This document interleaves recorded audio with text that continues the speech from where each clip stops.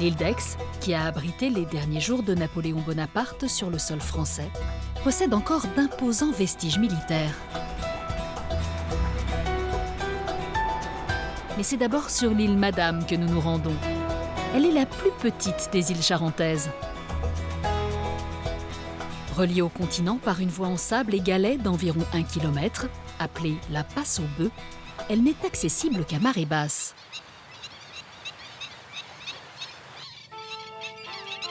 Ce petit territoire protégé est un havre de paix pour les oiseaux du littoral. Michel Mettet, ancien directeur national de la LPO, la Ligue de protection des oiseaux, veut nous faire découvrir l'habitat naturel de ces oiseaux sauvages.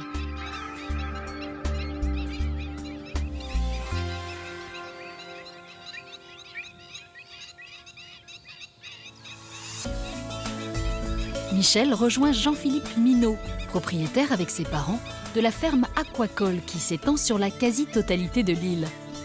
Et donc ici, les oiseaux ils sont vraiment pas dérangés malgré notre activité. Je dirais même qu'en fait les oiseaux sont habitués à vous et en fait ils vous connaissent, donc en fait vous n'êtes pas un danger pour eux, ça ne pose aucun problème. Voilà, qui nous survolent, c'est les chasses.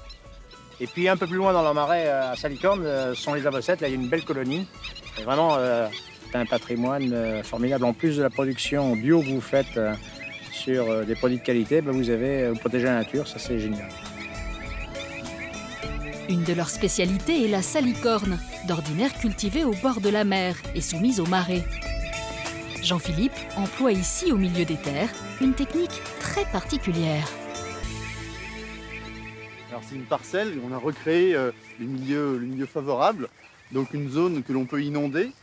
Et la particularité, c'est que c'est arrosé, mais à l'eau de mer. Oui, à l'eau de mer. Voilà. Et donc la salicorne, cette petite plante halophyte qui aime le sel. Qu'est-ce qu'on consomme là-dedans? Eh bien voilà, la jeune pousse, ça. Ouais. La jeune pousse, qui est tendre et dépourvue de fil. Si on regarde à la base, là, on voit apparaître un fil qui est dur et qui est pas agréable à consommer. Mais ça se récolte de quand à quand en saison? C'est de fin mai à mi-juillet à peu près. Et ça se vend comment? Ça se vend donc, nous on la transforme au vinaigre, comme des cornichons. Cornichons. Au naturel, c'est à consommer comme des haricots verts, ou même en frais, comme ça, cru, nature, dans une salade. C'est légèrement salé, Oui, légèrement. croquant. C'est très bon. Ouais, c'est un condiment quoi.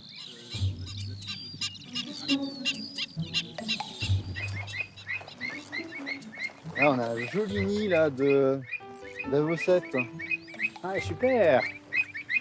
Les œufs pointillés, hein, c'est typique des oiseaux qui nichent au sol. 4 œufs, la couvée est complète. En fait, ce sont des oiseaux qui vont naître dans une dizaine de jours. Tu vois, le nid à base de brindilles, au sol, sur la vase, sans défense. Ce sont des oiseaux qui sont fragiles, mais tu as vu le système de défense, hein, ils alarment beaucoup, ils sont en colonie, donc ils s'organisent pour gêner le prédateur éventuel. Il ne faut pas oublier que les parents sont quand même très adaptés pour défendre leur couvée. La famille Minot gère dans la ferme aquacole un restaurant où les visiteurs de passage peuvent déguster les produits de la ferme. Elisabeth, la mère de Jean-Philippe, veut nous faire goûter avant notre départ une recette de salicorne. Bon Elisabeth, on vient de cueillir les salicornes. Là, qu'est-ce qu'on en fait maintenant? Alors, ces salicornes, je vais les prendre, je vais les faire chanter dans l'huile d'olive. Écoutez, on les entend chanter. Oui. Juste pour les faire revenir une minute, là. Et puis, ensuite, nous allons préparer l'omelette. D'accord. Donc, je fouette les œufs.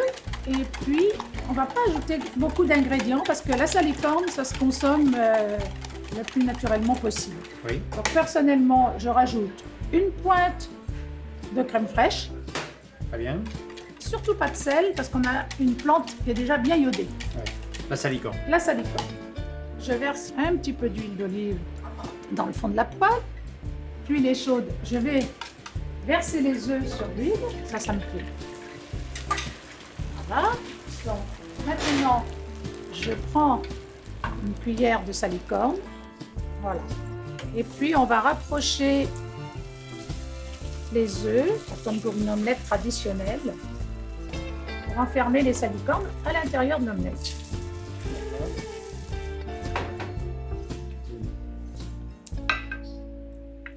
Et voilà. Avec ça, je vais rajouter une petite tomate pour la couleur. Ça va faire un plat complet. Un plat complet. Et là, puisque nous avons une saline, j'ai fait cuire des pommes de terre au four, dans lesquelles je rajoute un peu de beurre. Alors la demi-sel quand même, hein, parce que voilà, on est en Charente-Maritime.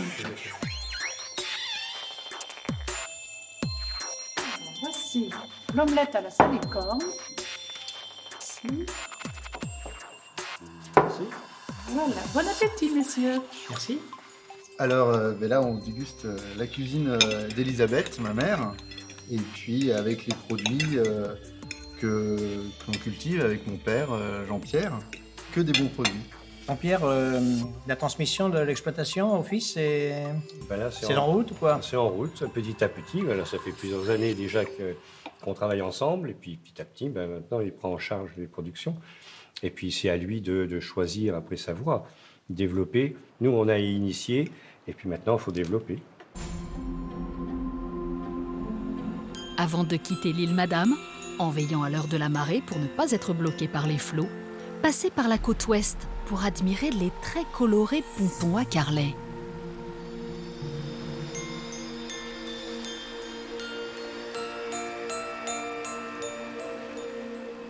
Michel nous présente Jean-Louis Martin, l'un des propriétaires.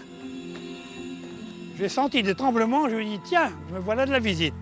Eh oui. Bonjour Jean-Louis. Alors, Comment vas-tu? ben, je vais bien. Quand on est là, on va toujours très bien. Hein. Qu'est-ce que tu pêches là? Alors, ce que je pêche, je dirais pas grand-chose et on fait pas de mal à la faune. Hein. C'est des mulets, c'est quelques anguilles, quelques sols. Ouais. Et parfois, un bar qui passe par là. Mais c'est assez rare. Hein. Par rapport à la marée, quel est le meilleur moment pour pêcher? C'est quand l'eau arrive. Donc marée montante. Quand la marée montante, oui.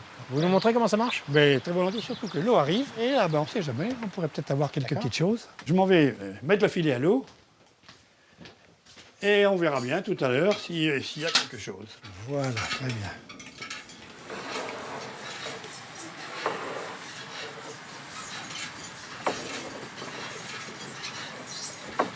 Voilà, bon. Voilà, ben maintenant, on le laisse en place. Et puis, ben, quand l'eau sera rendue, eh bien, on le relèvera. Hein. Vous avez une grosse expérience, ça fait des années que vous faites ça? Ah, moi, dans ma famille, on a toujours eu des carrelets. Hein. Ah oui. Et il y a combien de carrelets en Charente-Maritime? On sait qu'il y a 518 emplacements répertoriés par les affaires maritimes. Concession du domaine public maritime, ces carrelets pontons sont emblématiques du patrimoine. Ils font partie du paysage côtier typique charentais. Maltraités par les tempêtes de 1999 et 2010, ils ont été pour la plupart d'entre eux reconstruits. Celui-là, le bleu, est parti avec la tempête Martin. Celui-là aussi. Hein. Donc les deux ont été refaits. Et puis le mien, je l'ai refait il y a 2 ans. Parce qu'il était là-bas, de l'autre côté. Et il est parti là avec Cynthia. Voilà. Oui, c'est peut-être temps de le remonter, ce carrelet. Il est quand même bien inondé maintenant.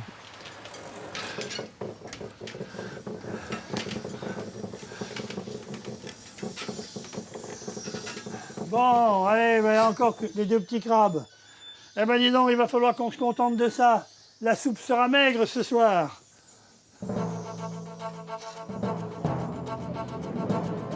C'est en prenant le bateau que nous terminons notre voyage. Embarquement pour l'île d'Aix. Dernière île de Charente-Maritime qu'aucun pont ne relie au continent, l'île d'Aix, longue de 3 km, était un avant-poste militaire créé pour la protection de l'embouchure de la Charente et de l'arsenal royal de Rochefort. Ancien village de pêcheurs, c'est aujourd'hui le tourisme qui fait vivre la centaine d'habitants du petit village fortifié.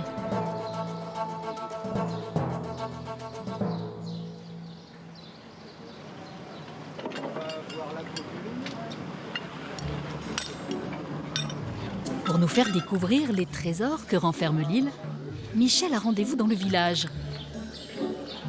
C'est dans la cour d'une des petites maisons basses qu'il rencontre Antoine Beaufort, Salut Antoine. Bonjour Michel. guide sur l'île d'Aix. Alors cette île, quoi de neuf? Écoutez, le soleil est là, un peu de monde, c'est parfait, On va passer une bonne journée. je pense. On va voir ça d'un peu plus près. D'accord. Allez.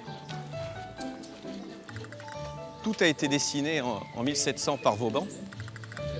À une centaine de mètres du village, Antoine nous montre l'un des plus beaux panoramas de l'île, point stratégique de cette terre défensive, face au désormais célèbre Fort Boyard. Antoine, là, on est sur une partie particulière de l'île où on découvre vraiment la partie maritime du Pertuis charentais. C'est ça, on est face au Pertuis d'Antioche, donc sur ces batteries de défense de la côte ouest et notamment de l'ouest du village. On regarde donc dans cette direction pour surveiller l'arrivée des éventuels ennemis. Donc ils vont s'engouffrer entre l'île d'Oléron qu'on a sur notre gauche et l'île de Ré qu'on a sur la droite. Il faut imaginer qu'à l'époque des militaires, les canons au XVIIIe, XIXe siècle ne peuvent pas couvrir ce large secteur maritime. Donc l'île d'Aix est là pour protéger l'arsenal qui se trouve plein est à une vingtaine de kilomètres. À la pointe sud de l'île, subsiste un dispositif de défense étonnant par son architecture, le fort de la Rade. Donc là, on accède au fort de la Rade par une demi-lune, qui est un des derniers vestiges du fort de la Rade initial, construit donc par Vauban à partir de 1691. Alors ce fort qui a été donc primordial dans le rôle de défense de la rade de l'île d'Aix, où tous les bateaux fabriqués à Rochefort étaient armés. Donc cette demi-lune, initialement, c'est un îlot. Et là, on est dans un espace qui a été complètement remanié en 1780. Alors là, on a une tenaille où on pouvait être mitraillé de part et d'autre. Donc on voit des embrasures de tir assez nombreuses. Donc c'était vraiment une progression très difficile qui pouvait se faire sur cette demi-lune avant d'accéder au fort. Les civils ne vivaient pas là, ils étaient dans le village. Ils étaient tous dans le village, dans la rue, avec l'église, avec l'hôtel de ville. Et ici, on avait donc des casernements et que des militaires. Donc.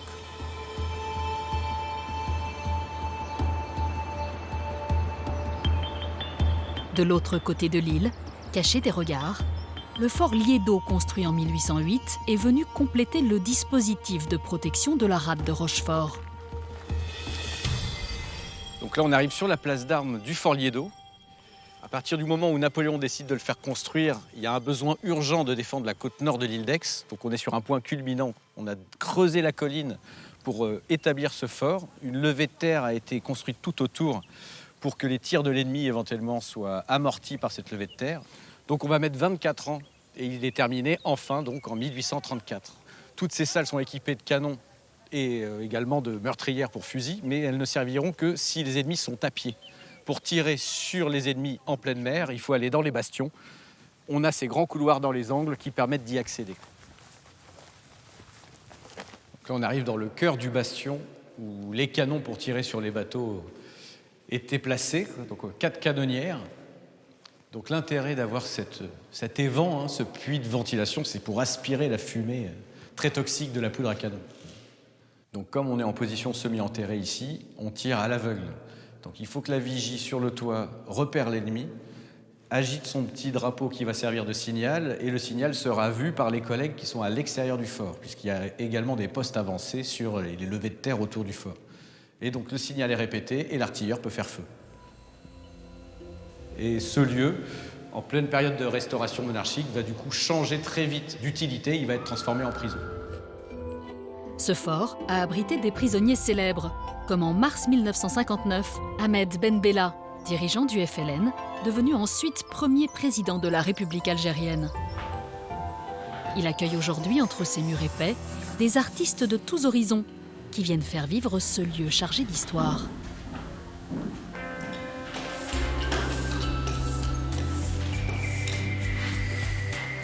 Avant de reprendre le bateau, Michel veut nous faire rencontrer un autre artiste qui vit sur l'île d'Aix. Héritier de l'entreprise familiale, Hervé Gallet est l'un des derniers nacriers de France. Son grand-père a ouvert cet atelier pour y fabriquer des poupées en coquillage ramassées sur les plages de l'île d'Aix. Mais c'est le travail de la nacre qui aujourd'hui passionne Hervé. Il invite Michel dans son atelier. Alors là, c'est la première opération du nacrier. On enlève les couches successives de calcite qui recouvrent la nacre. Là, ce sont les premières couches de nacre qui apparaissent et qui sont juste sous la calcite et qui sont différentes des couches de nacre successives que tu vas trouver après par la suite où là, c'est beaucoup plus modulé, en couleur. Parce que Et donc- tous ces motifs-là sont naturels. Ah, tout à fait.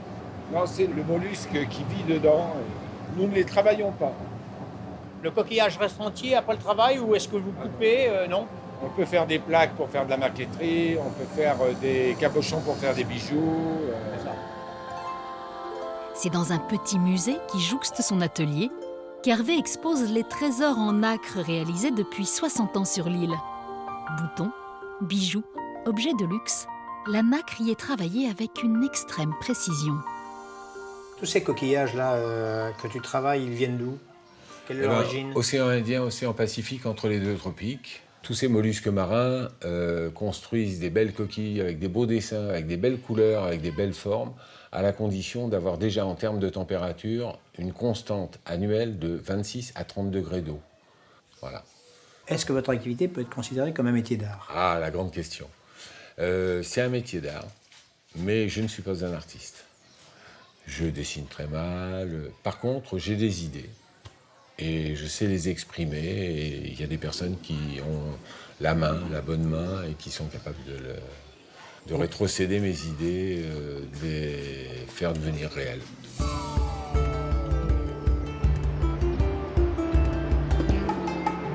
Petit croissant de terre, îlot magique posé sur l'Atlantique, l'île d'Aix rassemble toute la diversité des paysages du littoral de Charente-Maritime. Île de quiétude qui ne se découvre qu'à pied ou à vélo.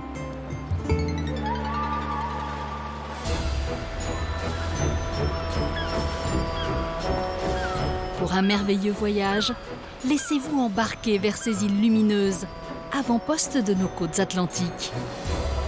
Elles vous étonneront par leur charme indéfinissable.